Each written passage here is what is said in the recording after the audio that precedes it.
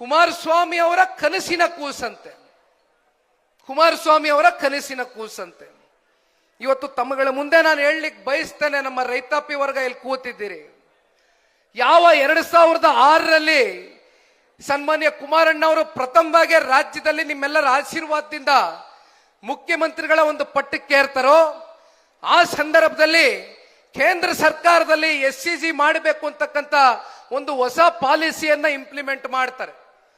ಆಗ ಬೆಂಗಳೂರು ನಗರದಲ್ಲಿ ಸಾಕಷ್ಟು ಜನಗಳ ಒಂದು ಒತ್ತಡ ಆಗ್ತದೆ. ಮುಂದಿನ ದಿನಗಳಲ್ಲಿ ಇಂಟಿಗ್ರೇಟೆಡ್ ಟೌನ್ಶಿಪ್ಗಳು ಆಗಬೇಕು ಹಲವಾರು ಭಾಗದಲ್ಲಿ ಅಂತಕ್ಕಂಥದ್ದು. ಅದು ಸೋಲೂರು ಇರ್ಬೋದು, ನಂದಗುಡಿ ಇರ್ಬೋದು, ನಮ್ಮ ರಾಮನಗರ ಇರ್ಬೋದು, ಬಿಡದಿ ಇರ್ಬೋದು, ಅನೇಕ ಭಾಗದಲ್ಲಿ ಇವೆಲ್ಲ ಚರ್ಚೆಗೆ ಬಂದಾಗ, ಚರ್ಚೆ ಮುನ್ನೆಲೆಗೆ ಬಂದಾಗ ಕುಮಾರಣ್ಣ ಅವರು ಕೇವಲ ಇದನ್ನ ಒಂದು ಪರಿಕಲ್ಪನೆ ಮತ್ತೆ ಪ್ರಸ್ತಾವನೆಯನ್ನ ಮಾತ್ರ ಇಡ್ತಾರೆ. ದಯವಿಟ್ಟು ನೀವು ಇದನ್ನ ಮನಸ್ಸಿಗೆ ಇಟ್ಕೊಳ್ಬೇಕು.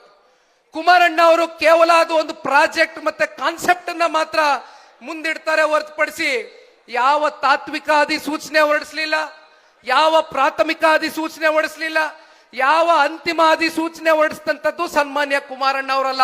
ಬದಲಾಗಿ 3 ಸತತವಾದಂತ ರೈತರ ಜೊತೆಯಲ್ಲಿ ಸಭೆ ಏನಾಗುತ್ತೆ, ಕೃಷ್ಣ ಕಚೇರಿಯ 3ನೇ ಸಭೆಯಲ್ಲಿ ಸನ್ಮಾನ್ಯ ಕುಮಾರಣ್ಣ ಅವರಿಗೆ ಒಂದು ರೈತ ಮಹಿಳೆ ಯಾವ ಕಾರಣಕ್ಕೂ ಕೂಡ ಇಲ್ಲಿ ಯಾವುದೇ ಯೋಜನೆಗಳು ಆಗ್ತಕ್ಕಂಥ ಅಗತ್ಯತೆ ಇಲ್ಲ ಮಾನ್ಯ ಕುಮಾರಣ್ಣ ಅವರೇ, ದಯವಿಟ್ಟು ಹೇಗಿದೆಯೋ ನಮ್ಮನ್ನ ಹಾಗೆ ಬದುಕಕ್ಕೆ ಬಿಟ್ಟುಬಿಡಿ.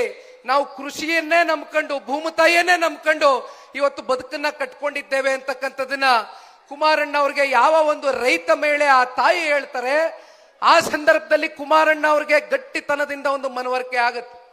ಯಾವ ಕಾರಣಕ್ಕೂ ಕೂಡ ನಾನು ಈ ಯೋಜನೆಯನ್ನ ಮಾಡ್ತಕ್ಕಂಥ ಪ್ರಶ್ನೆ ಇಲ್ಲ ಅನ್ನುವಂಥದ್ದನ್ನ ಆಗಸ್ಟ್ 1ನೇ ತಾರೀಕು 2007 ಇದೇ ನಮ್ಮ ಸದನದಲ್ಲಿ ವಿಧಾನಸೌಧದ ಕಲಾಪದಲ್ಲಿ ಮುಖ್ಯಮಂತ್ರಿಗಳು, ಅಂದಿನ ಮುಖ್ಯಮಂತ್ರಿಗಳು ಕುಮಾರಣ್ಣ ಅವರು ಕೊಟ್ಟಿರತಕ್ಕಂಥ ಹೇಳಿಕೆ, ಯಾವುದೇ ಕಾರಣಕ್ಕೂ ಕೂಡ ಒತ್ತಾಯ ಪೂರ್ವಕವಾಗಿ ಒಕ್ಲೆಪ್ಸಿ ರೈತರನ್ನ ಭೂಮಿ ಕಸ್ಕೊಳ್ತಕ್ಕಂಥದ್ದಾಗ್ಲಿ, ಭೂ ಸ್ವಾಧೀನ ಮಾಡ್ತಕ್ಕಂಥದ್ದಾಗ್ಲಿ ಪ್ರಶ್ನೆಯೇ ಇಲ್ಲ. ನಾನು ಇಲ್ಲಿಂದ ಇಲ್ಲಿಗೆ ಈ ಯೋಜನೆಯನ್ನ ಕೈ ಬಿಡ್ತಾ ಇದ್ದೇನೆ ಅಂತಕ್ಕಂಥದ್ದನ್ನ ಸನ್ಮಾನ್ಯ ಕುಮಾರಣ್ಣ ಅವರು ಹೇಳಿದಂಥದ್ದು ಸದನದ ಒಳಗಡೆ ಮಾತನಾಡಿರ್ತಕ್ಕಂಥ ಕಡತಗಳಲ್ಲಿ ಇವತ್ತಿಗೂ ಕೂಡ ಇದೆ.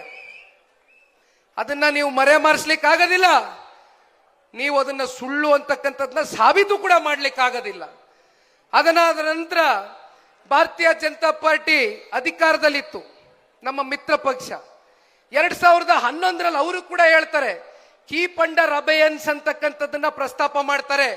ಅಲ್ಲಿಗೆ ಆ ಯೋಜನೆ ಸಂಪೂರ್ಣವಾಗಿ